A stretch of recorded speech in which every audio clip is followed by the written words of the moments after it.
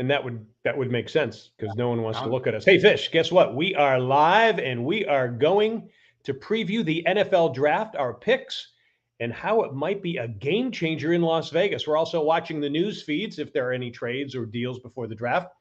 The Hardline has his draft prop bets and some insight into the NBA playoffs as well. Our special guest is Alicia Conaway. She is a flight attendant with some inside scoop on what is happening in the crazy skies. Heidi's Hollywood has a list of hot movie scenes along with her binge watch of the week. The Schmuck of the Week stupidly mixes up baseball with football, and who's got the swag is a gutty athlete who won't quit after she was shot. Hi, everybody. Welcome to Daily Fish. John Daly here with Eric Snyder, a.k.a. Fish. We are coast to coast coming to you from Las Vegas and Myrtle Beach. We talk sports, entertainment, and everything in between in a way that you won't get anywhere else. Fish, we are jam-packed tonight. Great. This flight attendant we have, the flight attendant second season where Kelly Cuoco just came out, she's got great stories too. She's doing it for almost a decade. Real quick, Raider Nation's watching. Gabriel Morelos, all the guys in the marketing department. Shout out to this guy, John. You and I watched him play. We talked about it on Absolutely. the Daily Fish Show. That's an Allegiant today. And yeah, John, go ahead. Just tell your story about Darryl Lamonica if you have one, or just you remember watching him. Yeah, I remember him. I mean, he was the guy that really put the long pass back into football, I think. And he was a ton of fun to watch, and he was a pretty good guy too. So he made it to 80 years old. Thought he should have been around a little bit more, but God bless him, and we certainly toast him as well. Rest in peace, Mad Bomber. Absolutely. All righty. Hey, folks, questions or comments or suggestions, drop them in the chat box. If you are not watching live, email us at dailyfish1@gmail.com. That's dailyfish1@gmail.com. Time now for the Daily Grind. Here's what we're grinding on first. 500,000 people are visiting Fish this weekend just to be near him in Vegas. Another reason, the NFL Draft. This might be the biggest event in Las Vegas history, and no, that is no hyperbole. I think this will rival New Year's Eve and March Madness. Fish dish on the economic impact. Well, I've had this argument since the end of 2016 with customers, friends, family, and everyone else that'll listen to me. Why do you need a football stadium in Las Vegas? Why'd you bring the Raiders there? And I said, remember this. You only get 8 Raider games, but you get 60 other events. And to have the draft, to have a Super Bowl come to your city, you have to have an NFL team, John.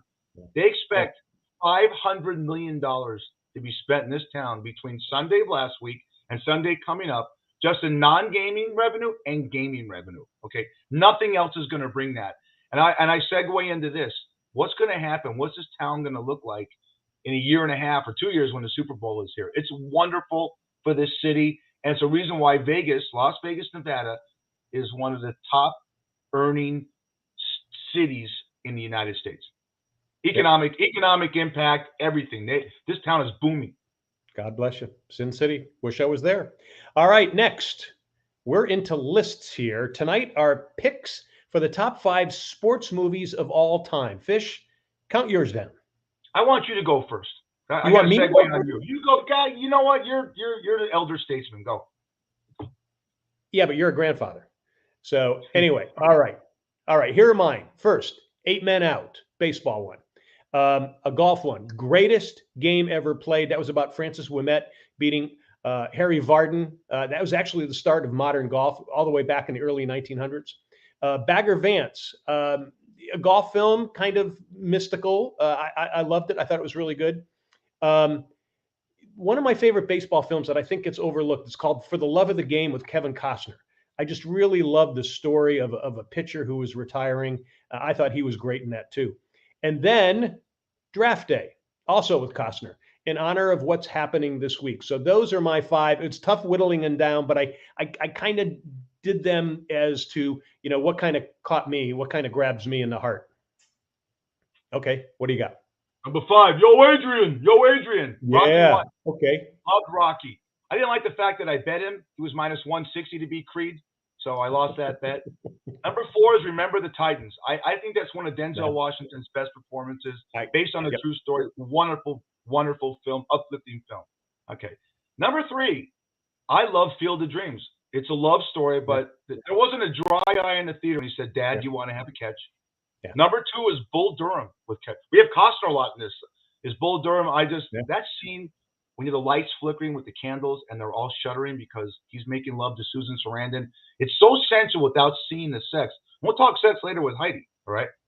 Yep. So, and my number one film of all time, even though it's a comedy, it revolves around golf, Caddyshack. Yep. That was Rodney Dangerfield's coming out party, everyone. You got to see the movie. It came out in 1980. Wonderful, wonderful comedy. Chevy Chase, Bill Murray, Caddyshack. Great golf scenes. Classic. Just absolutely classic too. Yeah. And there's a lot we missed. There was a lot we missed that just, for the five of us, I just think if you and I had to figure out the five together and that would have been brutal. So anyway, hey, we'd love to hear yours, folks. Plus, if you are really into lists, as Fish was just saying, we have more. Heidi's Hollywood is going to list some of the steamiest movie scenes of all time. That is coming up. And finally, on the grind, is streaming TV dying or is it killing sports? Fish, drop your net on this one. Well, people are pissed off. If you want to watch 25 Yankee games, it's on Apple. The NFL Sunday Ticket is leaving DirecTV. It's going to Apple. Okay. Amazon is sending out flyers to people because they're going to show the Thursday night package. Hulu is showing 25 Golden Knights games next year. We're getting inundated, John, and I want your take on this, into a new realm. I remember when Pete Rozelle, Paul Tagliabue, and Roger Goodell, the present commissioner and past two commissioners, NFL said the NFL will always be on free TV. Well, Goodell lied because now it's going to Amazon. Apple's getting their biggest package. It said the Sunday Ticket. I think it's a huge economic windfall for the leagues. I think baseball is going to suffer because there's so many games, 162. Some people could say, the hell with it. I don't want. So I missed 25 games. What's your take on it, John? You're a media guy. Well, my take is it's a tsunami. There are so many sports trying to compete for yours and mine and everybody else's precious time. Plus, I think we're going through major economic, demographic, and technological changes. I mean, look at Netflix now. They're talking about financial hits and having problems. They controlled TV watching for the last 5 years. And get this, CNN Plus closed down after 2 weeks of launching. They realized they couldn't do it. So to me, sports and TV are all in flux. How we watch TV and what sports we're watching, that is all changing. It is in flux right now. Now, I don't know about you, but I try to do a lot online. Now, one of my cheats for baseball is the MLB Quick Pitch Show. It's on MLB Network each morning. I get to see the highlights of each game in 1 hour because I can't watch a couple of 4-hour games each night. So to me, that's kind of a little bit of a hitch of what I try to do to get around everything. Other people are going to start doing that too, and they're going to start kind of catching up to it and putting it in. So I think we got a couple of years of a lot of things trying and going out, and there's going to be a lot of people, like you say, are going to miss the games that they really like, or they're going to have to just go, screw it, I'm going somewhere else. Could I go one more? Do you think this, John, because of your history in broadcasting, do you think that in leagues like the National Hockey League and Major League Baseball, which have a hard time marketing themselves, this could be a dagger? I really do. I think, I'm not going to buy a Hulu box or get Hulu, whatever it is, a month to watch 25 games. I don't watch that much anyways. I think you're really shoving a dagger into your heart with this thing and committing suicide. I really do. Yeah, I think especially hockey and baseball, they're so regional. I just don't know. We can't figure that out. The USFL, the USL, horrible attendance, but at the same time too, their ratings aren't that bad. So, and they're playing in one city. So I don't really know. There's just so much going on and it's so confusing that I don't think anybody's figured it out yet. So lots of change coming up. That's it. All right. And that is the Daily Grind. Hey folks, love having you with us. Daily Fish is live on Facebook at daily.fish.5. That's on Mondays at 6 p.m. Eastern, 3 p.m. Pacific. Watch us also on Facebook at Myrtle Beach Golf Channel, Myrtle Beach Grand Strand Life. Check us out on YouTube and also Wingding TV. And you can listen to us on Spotify, Apple, iHeart, Stitcher, and Amazon. All right, now time for the Daily Fish Hardlines. John Hardison has the podcast, The Cost of Winning, focusing on fantasy sports and sports betting. Hardline, welcome. I know we're going to get right into it. Give us your latest top NFL draft props. Go for it. So there's been a lot of change the last couple of days, especially at the sportsbook. It's been going crazy, just the names going up and down. Right now, the consensus looks like it's going to be Trayvon Walker from UGA. That's going to be the first overall pick. I know he's jumped up quite a bit. He went from being pretty much no name to being the first overall pick. It sounds like as of right now, that's where they're trending to, which it changes up the top 5 quite a bit because now Aiden Hutchinson falls down to 2. Does Detroit take Aiden Hutchinson at 2, or do they go with Derek Stingley Jr. out of LSU and bolster that back? Those defensive backs, especially with Jeff Okudah, what he's been able to do out of Ohio State, and he's had a better second year than he did the first year. So there is a lot of change going on in these top 5 picks. I still think that if Derek Stingley doesn't go to Detroit, keep an eye out for the New York Jets, especially because they had the defensive coordinator that used to be for the 49ers, now there as a head coach.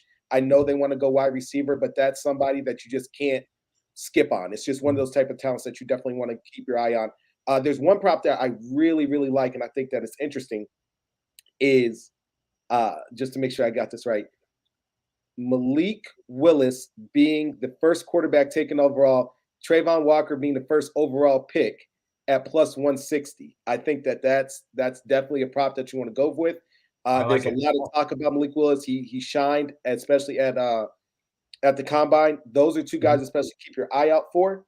And then top 3, which I really like as well, maybe it is all defense, where you have Trayvon Walker, Aiden Hutchinson, and the kid from Oregon at plus 130, all being top 3 picks. That could happen as well, where the first top 3 picks are all defensive players. I mean, this draft, as we said it over and over again, is a very, very defensive heavy draft. The one that I'm tossing back and forth with guys is the first lineman taken. I mean, they've got the guy out of NC State, or they've got the guy out of Georgia, and it's a tough one to go with.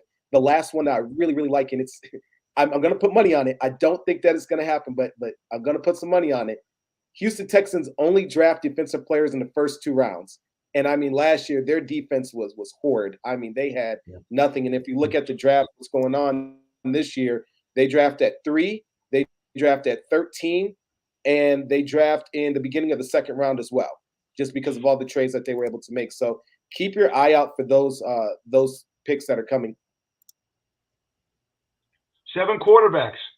7 quarterbacks supposed to go in this draft. All right. It's not a heavy quarterback draft as far as popularity. So we know about Malik Willis. We know about Kenny Pickett and Corral out of North Carolina, out of Mississippi, Ole Miss.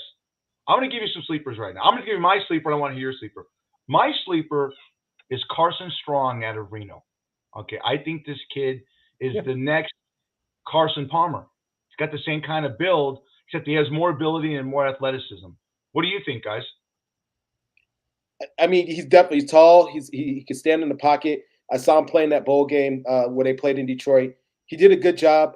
That it will be a sleeper, kind of seeing how it's going to be. But I'll give you another guy that you bring him up, and he played right across from him, and he had a heck of a game. Was Ellaby? I mean, out of Western Michigan. I mean, he had such a great game, especially being on national television. Definitely raised his stock. That's one guy that I definitely tell people to keep an eye out for. The other person Oops. No, I got it. A little bit in the shuffle of everything is Desmond Ritter. I just think that we keep overlooking the accomplishments that they've been able to do, especially with everything that Luke Fickell did in Cincinnati. But he's a clear winner. I mean, at the end of the day, he's a clear winner.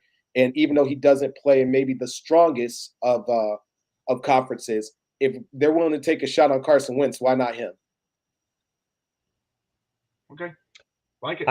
I'm going with Sam Howell from North Carolina. He's kind of my dark horse pick. I don't think people look at him as being very talented, but he just seems to get things done. He seems to get the ball out, seems to get it to the receiver. I think he could actually catch on with an NFL team and maybe do something and surprise people. Okay. Cool. All right. There are a ton of talented wide receivers ready to be snatched. Hardline, give us your sleeper there and your blue chip can't miss. You know what? The blue chip I'll start off with. I really loved his game last year.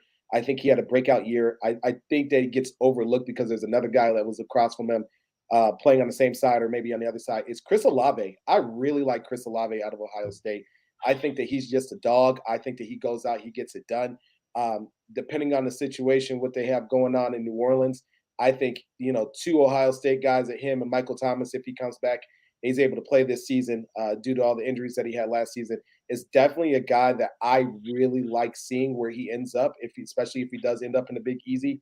The other guy, you know what, as a sleeper that I really like, Trey Turner. I really like Trey Turner. I mean, he doesn't get a whole bunch of love, but I like what he goes out and does. I like his tenacity. I like his blocking ability.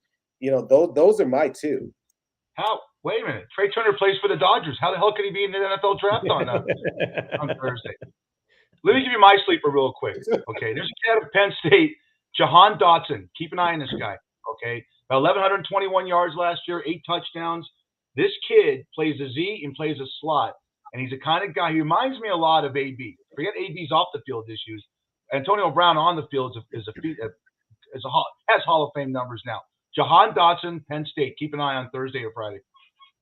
I got one close to that. I got Javon Highley from Coastal Carolina, which is down here near me in Myrtle Beach. He's really under the radar, but he has the ability, like you were just saying, Fish, he has the ability to play wide out or a slot. And I think that's a big advantage. And get this, one scout said he knows how to be a security blanket for a QB. Sure. So anyway, I'm thinking stuff like that might be really helpful to him as well. All right. Anything else on that? Because we want to move to the NBA quickly. What do you got? Anything else? I want to get to the NBA. I want to hear hardline of the Nets and the Celtics. That's the most intriguing right now to me. And go to all that. Is Phoenix done? I'll start with Phoenix, picking up. It's looking a little rough. A lot of us pick Phoenix. A lot of us really like Phoenix to make it out of the West. But that loss to Devin Booker, it's going to kill them. And I mean, it is killing them. The problem with hamstrings are they never really get better because you're going to keep using them. You're going to keep wearing them.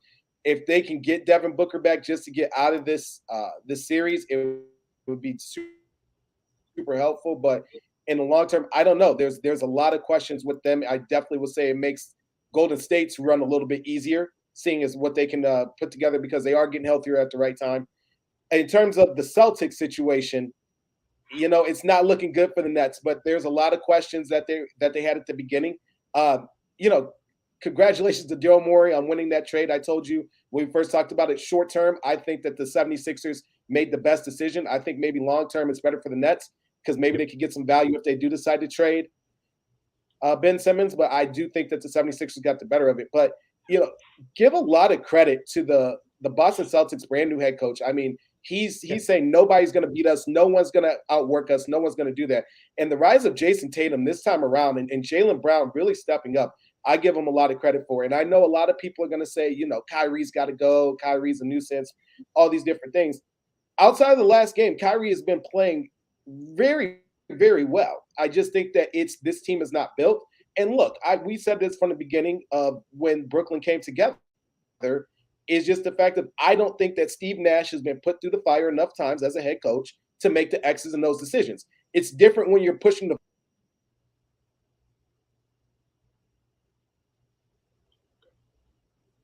Did we lose Hardline there? I think so. He looks great. I still figure him, man. He looks fantastic. He does look really good there. Yeah, when he gets frozen like that, he's pretty hot. Yeah, I think what he was talking about on Steve Nash to me. I don't think Nash is ready yet to be a head coach in the NBA. The fact that he just goes with the man-to-man defense, against the Celtics, that doesn't work. And the Celtics can just overrun them.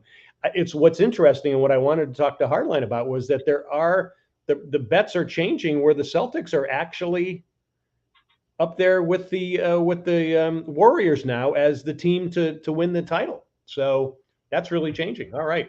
Well, hopefully we'll get Hardline back at some point. And I see him going. Yeah. Going I'm just saying we're all frozen right now. We're having, I guess, there's internet problems everywhere, but we're still going. So let's keep going. I guess it must be. Well, we still got audio, so that's good. I'm hearing you. All right. That is the Daily Fish Hardline with John Hardison, the Cost of Winning podcast. You can find him here with us every week, but also on Spotify, Google, and Apple Podcasts. All right. Hopefully we're going to see you a little later there, Hardline. Hey. You need a great golf getaway? The Myrtle Beach Golf Trail has dozens of courses along the Carolina coast. Set up an entire trip for yourself, your family, or a bunch of friends. The site is myrtlebeachgolftrail.com. Right now is prime season. It is perfect here, upper 70s, low 80s. with a little bit of breeze, but you'll need to book ahead of time. A lot of people playing golf. Again, MyrtleBeachGolfTrail.com. All right. Now it's time for something fishy. What do you have, Fish? I have to look at sometimes you say something on your phone in a conversation, then all of a sudden you look at your email and you see what you talked about. There's products coming. All right. Mhm. I don't understand. And even on TV shows, I'm watching something. I'm not an advocate of this. I'm happy to say, but why do I look at my cell phone on my email and I have a thing from Roman, Hims, Viagra? Okay. I don't get it. And then I'm watching the USFL. You brought it up earlier in the show, and I hate this commercial. It's Roman, and it's a young kid who's 25 that complains he has erectile dysfunction. That's bullshit. No kid 25 has erectile dysfunction unless you got a shot off in Iraq. I'm sorry. It doesn't happen. And his dad is the doctor he's going to. How do you go to your dad and say, Dad, my dick doesn't work? You just don't do it. Well, I'm his father. His father's got a ponytail. Looks like Tony Biscuit that we had on the show earlier this year. And I don't get it. But why all these things coming on? What's fishy? I talk about something. I talked about Porta subs with my wife. I'm not kidding. Porta subs came up on my phone. Is something going on? Is there something fishy with our phones? Are we being watched? For the younger generation, John, is this Orwellian 1984? Is Big Brother watching? And let me tell you something about erectile dysfunction, because I have an older brother who's had it. Okay, it's high blood pressure. All right, it's high blood pressure. You have blood pressure medicine, and you send all those things away. Okay, ask Heidi Holliker out when she was in high school. Get all those goddamn things out of there. It's high blood pressure is a 95% chance of reason for erectile dysfunction, and having Hardline jump out of the thing when he's talking about the NBA playoffs. That causes you to go limp. I'm out. All right, Fish, that's good. But just, I think I did refer you to Roman on mine. I think I passed it on to you. So I think that was me that did that. So, but anyway. All right. Got it. All right, folks. Still ahead, Schmuck. our Muck of the Week, along with Who's Got the Swag, and our special guest will take us aboard what is happening on airplanes in this wacky time in the sky. All right, it's time now for Heidi's Hollywood. Hopefully she's not freezing. She's Heidi Holliker, actor and producer who is deep in the entertainment scene with us every week. Heidi, welcome back. Let's start with your binge of the week. Hopefully you can see us. I hope I can help here, because I tell you, I don't know if I can top what you just did. but first off, oh, you have high blood pressure? No, I'm all good. But congratulations. Okay, good. And you do have a penis? I do. I have. I did. Shh. Okay, well then you're good. That might be ruining my dating. Hey, congratulations. What's your real name, Heidi? Yeah. My name would have been Seth had I been a boy. Okay, let's keep it that. What are you watching, kid? I just want to say congratulations on the most handsome, most beautiful grandpa ever. The photo, I mean, my heart is so full for you guys, and my parents were just so, all of us are just melting for you. I can't wait to meet her. Right. Thanks everyone on Facebook. Thanks everyone out there. My family is truly blessed. It's amazing. We're so let's hope that my granddaughter is not a victim of what you're going to talk about. Oh, let's hope. Let's hope. I think she has enough guidance to not let this happen. Let's do it. So we're talking Netflix, Tinder Swindler. Scary ass documentary. So true. Fortunately, no one I know has ever gone through this. This guy from Israel, doesn't matter what country, but he happens to be from Israel. He swindled women out of $10 million total. It's so hard to watch. It's so important. And these women happen to be in Norway and Finland. What are you laughing at? It's the irony, It's the irony. And I watched it. I'm sorry. John hasn't. Yeah. And I kept saying to myself, you can't be that stupid. You can't. But give us in 30 seconds. You can't really tell how he did it. But 30 seconds. This guy posed on Tinder, which I've never been on. Those sites. Nope. True. I'm just, waiting for the right one not to come online. And he posed as a son of $1 billion diamond not a smuggler, a diamond dealer, and it was all a lie. And he would bring the women in on a private jet, fly them somewhere, take them to a 4-star restaurant. And I'm just not the kind of person that gives a crap about 4-star restaurants or anything like that. So this isn't anything that would ever happen to me. But these women, my heart was bleeding for them, but they were not very bright. They just, every time he'd call, every time he'd text, he would just ask for more money, that everybody's out to get him, that he has all these enemies. And all you're thinking watching this doc is thinking, okay, go to your daddy. If this is true, go to your daddy, go to your uncle, go to your family. And everyone kept buying into it and sending him money. And it's scary, and it's sad. And just be careful. Check out everybody. If you ever go online dating, check them out. Go on people.com, search whatever, not people.com, but people search or whatever it's called, and check them out. And if somebody all of a sudden tells you they love you, immediately run. Heidi, we got 4 minutes, so we got to get everything. Okay. Let's do it. Okay. Let's do sex. Yeah. Movies. That's it. I wish we talked about a 4-minute sex life.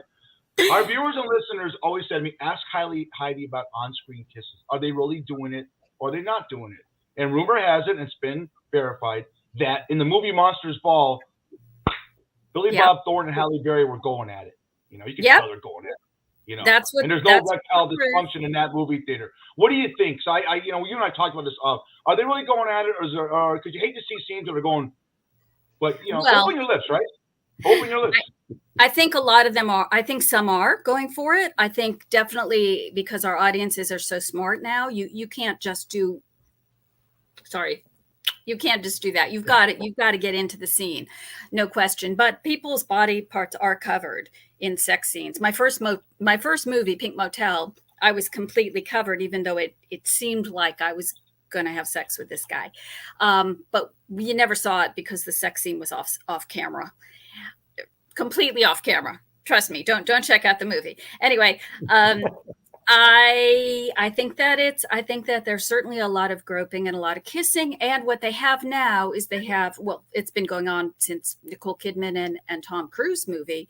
They have, what do they call, not romantic helpers, but sex. Stand-ins. What is it called?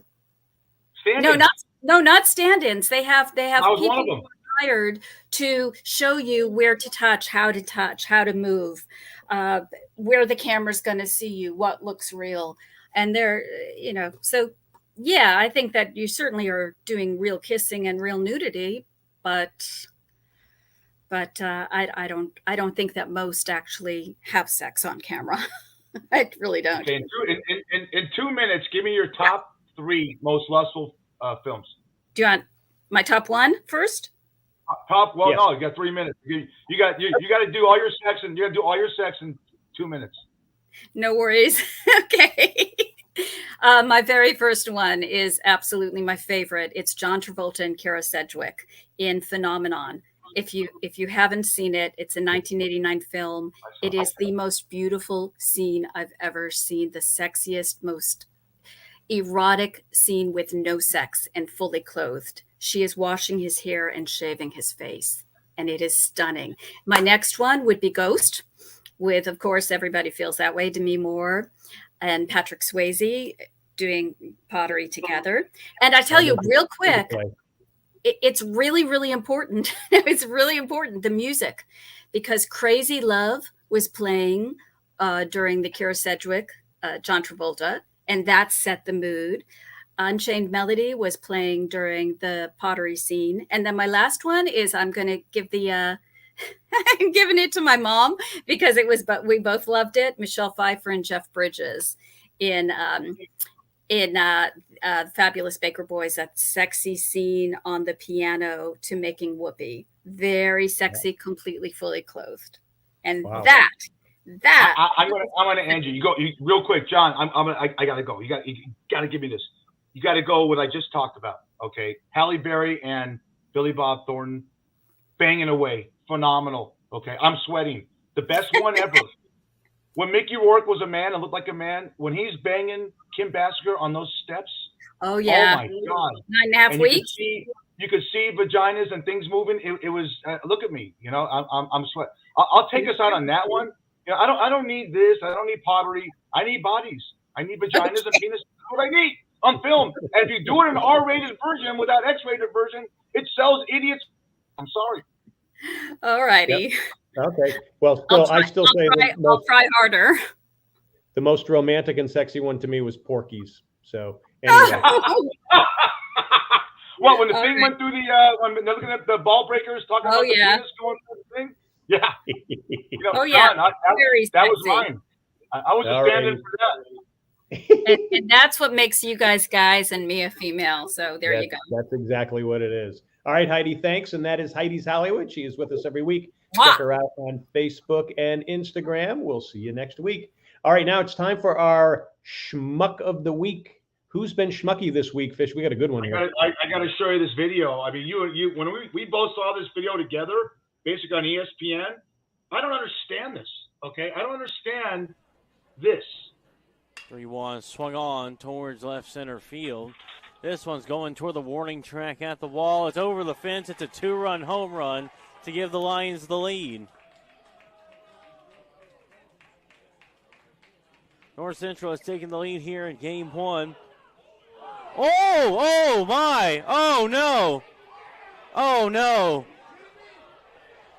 That was out of nowhere. Unbelievable. Yeah. That guy is definitely Schmuck of the Week. Cowardly effing pussy. This Weatherford College's Owen Woodward was. That's the guy. That's Josh Phillips of North Texas Central College. He blindsides a guy. They're not wearing pads. And there's still not a reason or motive why he did this, John. A lot of people off. I say, I'm always for, justice and everything. He's got to get suspended at least 10 games. What do you think? Yeah. Or maybe not allowed in baseball again, college baseball. That's what I would do. You can't do that. You just can't do that. Can't do it. Yeah. All right. Now, let's see who's got the swag. Fish, who are we toasting? We're toasting this young lady. This is Alicia. We have a lot of Alicias on this show. No, Iola. Yeah. Iola Gale. Okay, this is Aaliyah. Maybe Aaliyah Gale. This is a USC host recruit's dad told TMZ Sports she's going to return to the basketball court and play for the Trojans. She was shot multiple times last weekend. 4 people, including this 18-year-old, were shot when someone opened fire at a North Las Vegas house party on April 16th. Gale's dad, Dwight, said the kid went to the party to accompany a friend and stayed for only 30 minutes or so. And when she decided to leave, that's when the shooting happened. She's a 5'9" guard and hit a total of 10 times in both arms and both legs. Had her 3rd surgery this week. Look at this beautiful kid right here, okay? And guess what?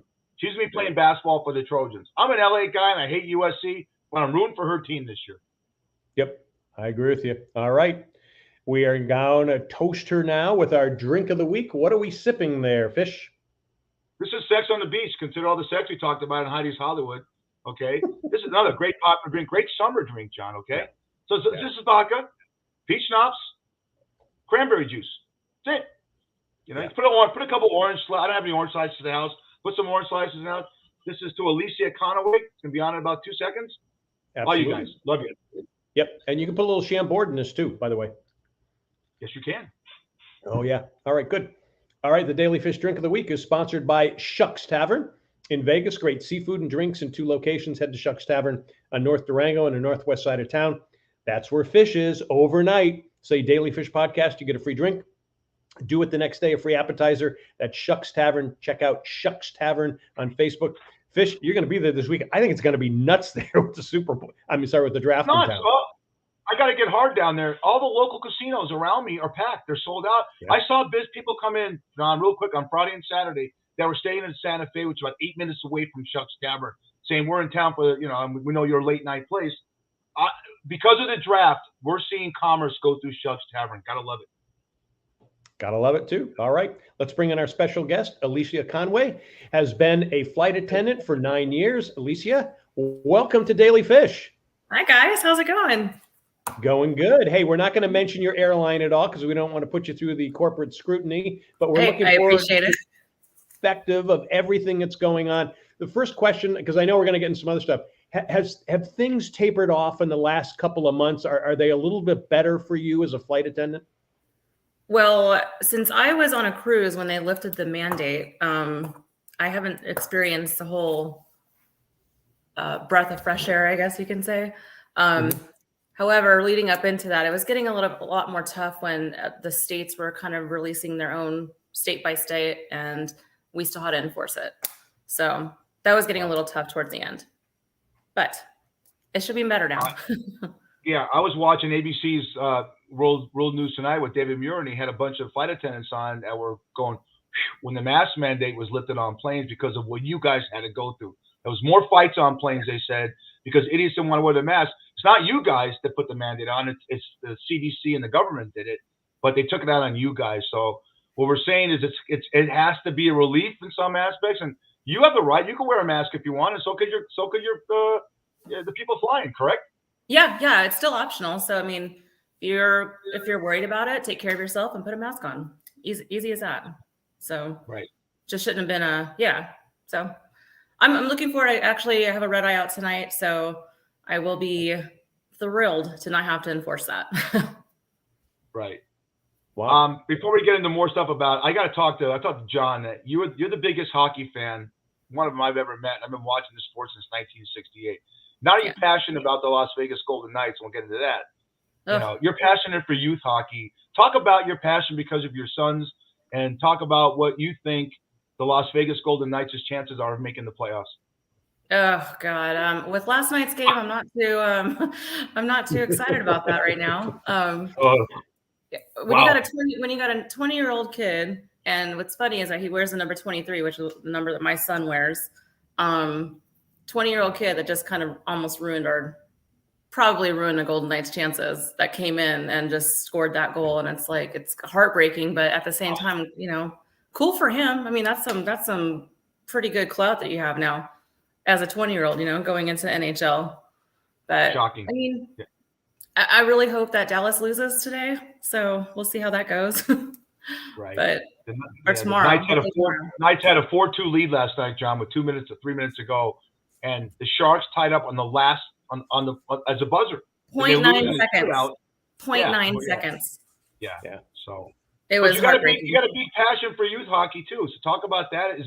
Are you seeing it pick up as far as popularity here in Southern Nevada and other places you've gone to? Youth hockey definitely for ice has flourished here in town. Unfortunately, when my kid was going, we didn't have anything in town. So our kid had to go to California and play. But now they have the Golden Knights, they have the Storm team up at Las Vegas Ice Center. They have, they have lots of options now for youth hockey, and it's great. I mean, they can't make enough teams right now for youth hockey, which is a great problem to have for Vegas. Great problem. Considering we had nothing to go with. Our passion is roller hockey, and unfortunately there are no more roller hockey rinks in Vegas, surprisingly enough. So wow, that's too bad. Yeah, that's too bad. Yeah, that's not good. Yeah, no, it's not good. But I mean, hopefully they start sprouting out like the Ducks. They kind of open up a bunch of roller rinks in California and help sponsor those. So I'm hoping that maybe the Knights will start doing that too. But cool. Yeah, go Knights, go. Even my cup here. Right. So the Mile High Club, is it fictional? Have you ever seen anything? I know you got to be corporate in your response here, but when you're trained to see certain things happen on flights, especially a long flight, and when you see the blankets over people and you don't see their heads, something like that. How do you approach something like that? Somebody said I've ever been in that situation, but John has. All those first class tickets, huh? That you get. Yeah. I mean, for the airline I particularly work for, we don't have a first class, so I don't have to worry too much about that. No, I haven't. We've had some problems in the cabin with blanket situations. And we have complaints, and it's a touchy subject to have to go up to somebody and say, "Hey, you can please stop doing that. That'd be great." Stop touching. No touchy. No, like nowadays we have stuff in hand to where we're required to keep lights on, even on red eyes. So even the dimmest setting, of course, but we're required to keep them on. Our seats are in the galleys next to bathrooms, so we generally see more than one person going in a bathroom anyway. So we're able to keep an eye on it. Have you personally had to break anything up? I have not, thankfully. I have not, but I've had friends who have had to approach people for being naughty. Sometimes exit rows are a little too big sometimes, so you get a little too much space. Alicia, what's the funniest thing you've seen on a flight that you could talk God. about? Funniest thing? Yeah. Just the plane, but we always make jokes as flight attendants that, people check their brains with their baggage, because they just don't know how to function when you go on vacation for some reason. You're on vacation, you just check out. But our constant comedy for us is just watching people trying to get into the bathroom doors, just trying to get in there. Like, do you turn, twist, do you pull, do you push? Like, what do you do? So we just sit there and watch them. For us, it's entertainment all day long. Any brushes with celebrities? And hopefully, were they kind to you? I mean, did you recognize anyone? Was there an athlete or celebrity who said, "Holy shit, they're on my flight"? I haven't had anybody on mine, but who flies our airline a lot is what's that guy that wears the clock on him? He wears the clock. Carrot Top? No, he wears a clock around his neck. He's oh my God. Anyway, he was Flavor Flav? Yeah, that's it. Thank you. That's the guy. So there's he flies our airline a lot, and I guess the flight attendants always take advantage. Right? You can't miss it. He still wears the damn clock, so can't miss him. But I haven't had anybody on mine. No. Let me give you a hypothetical situation. You got a flight going about an hour, 38 minutes to an hour, and you have two lavatories. You got the one in the front cabin by the cockpit, and one in the back. Mm-hmm. And one of the toilets, the one in the back, is out of use, and you have I call them customers. You have a passenger that takes up the front bathroom and is in there for the entire time, and even asks you guys for reading material. And how do you handle that kind of situation? Because if the guy has to go that bad, you really can't. I mean, has that ever happened to you, number one? And number two, how would you personally handle something like that? Because in an hour flight, people have to take a leak. They have to do other, go number two. If someone takes that entire cabin, for the entire time, at the front of the plane the entire time, what do you do? I mean, if it's only a 37-minute flight, they could land in a bathroom for all I care. I mean, and they're not supposed to, but all we could do is ask you to get out. Is there any problem in there? Are you okay? Just don't die in there. If someone has to throw up or they have diarrhea, I mean, what do? You have to. You just have to let them do it. I mean, I'd rather that in the bathroom than on the plane, because then we have to have cleaners and crap, and I'd rather them go in the bathroom. But I've had to have people walk them in there because they try to come out like on landing. Like, hey, you gotta go. Like, we're landing, you gotta get out of there. And they stay in there, and my tummy's upset or whatever. And I've had to lock people in there, make them stay all the way to the gate on landing in the bathroom. They can stay in their own shit. I don't care. Yeah. Okay. Yeah. I just thought there's certain situations. That'd be funny situations you've seen. I mean, we praise you because you service us, and I think a lot of people don't recognize the fact that what you do is you have to make people feel safe. I don't care what anyone says. When you're still up in the air, it's the safest way of travel. But when you're in a car, you can pull over on the side of the road. You can't pull over on a cloud if something's wrong with the plane. And it's your job, and you're trained to make people feel safe. And you also serve them drinks. And you also serve them food if you go on a long flight. And you also make people feel good. So it's a testament to you, and that's why we wanted you on the show, because you've done it for a decade. And we at Daily Fish appreciate you, because everyone's probably watching us, listening to us, has flown on a plane before and dealt with someone great like you. Oh, I appreciate that. Whenever we get thank yous, it's kind of like, oh, well, thank you. I appreciate you. Absolutely. So, Alicia, what about, do you have any advice for people as they're getting on the plane? Because, a lot of times they do things that either cause problems, they don't realize that they're doing it. Is there any advice you can give to somebody about what's the best way to get on a plane and get yourself situated?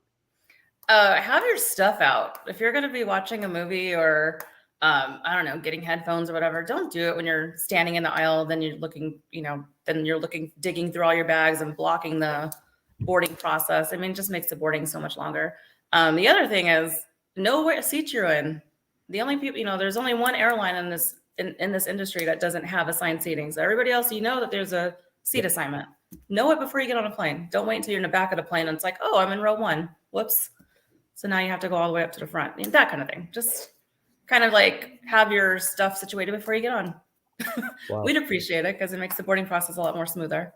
One other thing, because even though you guys don't have first class, do you have any experience of flight attendants who do have a first class? Because I always hear this thing, if you dress a certain way or you do a certain thing, you can get free first class. Is that kind of a misnomer? I think so. I mean, more so if for us, honestly, people will sometimes bring us little gifts or trinkets or something, just to say thank you, especially during this whole pandemic and everything. And, when somebody brings us something, that just means a lot. I had somebody bring us, my whole crew, a card, and in it was just a thank you. And he had his son give it to us. It was super cute.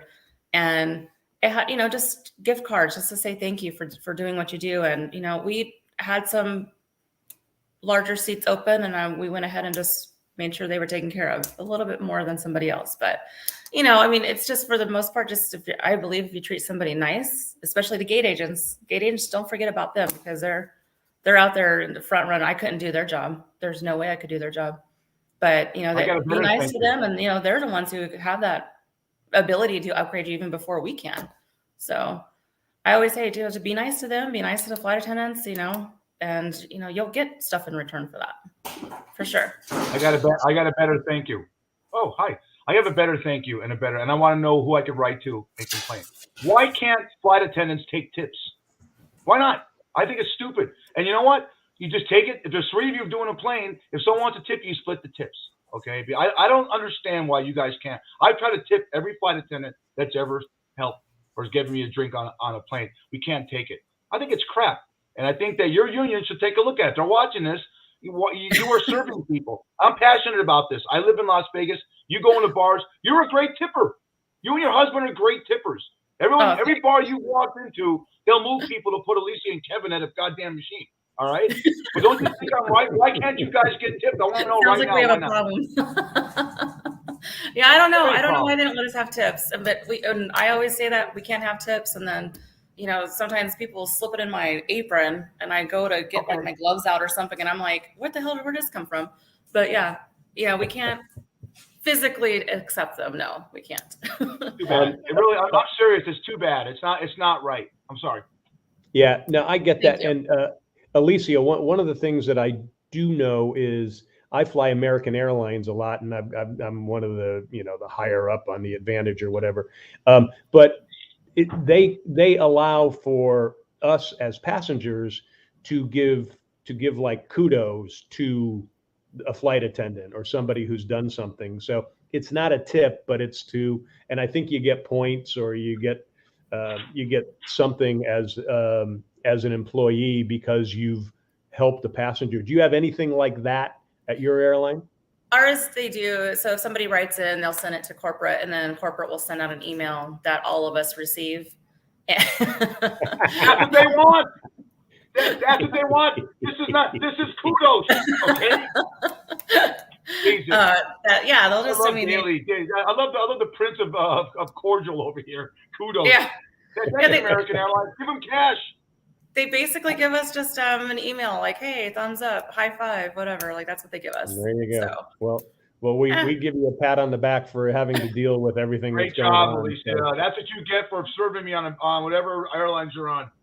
There you go. Excellent. All right. We have been talking to Alicia Conaway, who has been a flight attendant for 9 years. We can't tell you who she's flying with, but we can tell you that it's a good airline and that you can maybe find her out there. So, Alicia, thank you so much. Great having you on the show. We really appreciate you taking the time. Have a good flight tonight. Thank you so much. Have a great day, guys. Right. Good ride. Thank you. All right.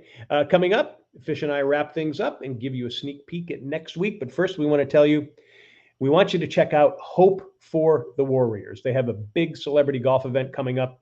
It's going to be August 27th to the 29th. It's going to be in Wallace, North Carolina. That's near Wilmington, North Carolina. And Fish, we are planning on being there. Hope for the Warriors works with our wounded military warriors to restore family and to restore their sense, I should say, of self, help, and family and hope.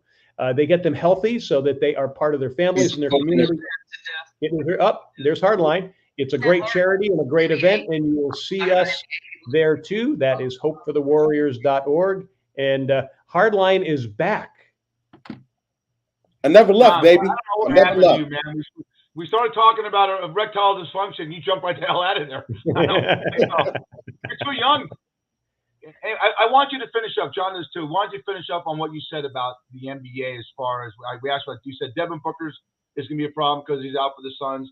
Can you see the Pelicans and the Jazz playing in the conference finals? Absolutely not. No, I can't see that. No, I mean that. No, I as you go higher up the mountain, the shallower the air gets. No, I like what Boston's done. We talked about that a while ago. Just how efficient they've been. And I think Brad Stevens moving to the front office has been better. But, in regards to Steve Nash is going to be tied to Kevin Durant like Tyronn Lue was tied to LeBron James. They made it work. They got that championship out of it, and that's the saving grace. But in this situation with Steve Nash, a lot of people are going to say the same thing, and we've heard it from people that are on the network. Stephen A. Smith, who was saying the same thing, which is the lack of a resume of being a head coach is going to eventually catch up to you.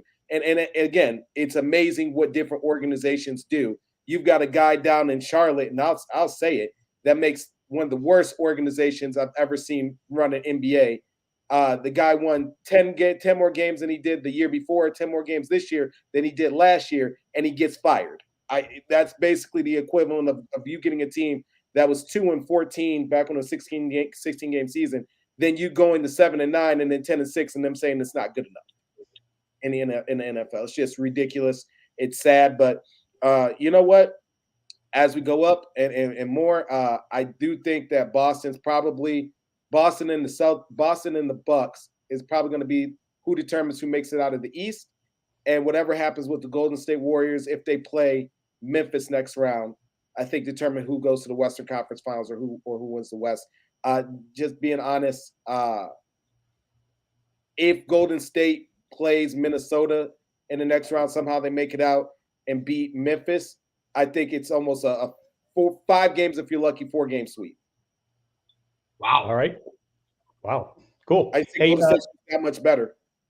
All right. Hardline, stick around. I'm going to do some quick business here. Remember, Daily Fish is live from Vegas and Myrtle Beach on Mondays, 6 p.m. Eastern, 3 p.m. Pacific. We're at Facebook at daily.fish.5, plus the Myrtle Beach Golf Channel and Myrtle Beach Grand Strand Live. Catch us on YouTube and Wingding TV. You can listen to us on Spotify, Apple, iHeart, Stitcher, and Amazon. And, of course, the Myrtle Beach Golf Trail, big part of us as well. Write to us at dailyfish1@gmail.com. I wanted to get that out of the way because I want to tease next week because we're talking about having Chris Landry back on the show. And he is the draft expert. We had him on probably about 2 months ago talking about this. We wanted to get him on, but he was just so busy. He wants to come on next week, but we're definitely going to have him give us an assessment after the draft. I guess my question to both of you is, what do you guys do on Thursday night? Do you just sit in front of the TV? Do you have drinks? Do you have dinner? What do you do during the draft? Because there's a lot of dead time in between the picks. You want me to go first? You go I'll first. let you go first, Fish. I'll let you go first, Fish. Okay. I look at all my apps: Hims, Roman, Viagra, Cialis, and I figure, okay. And then I do an over and under and how many commercials I'm going to see about these in the 7 hours of the draft. That's what I do. What I do is I always look at seriously. I look at the draft board, who the best available athletes are, and see if that matches up what I have. That's what I do. Hardline? I start thinking of ways to justify why the Detroit Lions pick the way that they do every year. That's what I do. I look at the board and I see who's still available, and I pray that at least I get a guy that I can be somewhat, proud of. He won't be the redheaded stepchild, but he'll be the guy that I say, he can at least fix a dishwasher. He's got some use.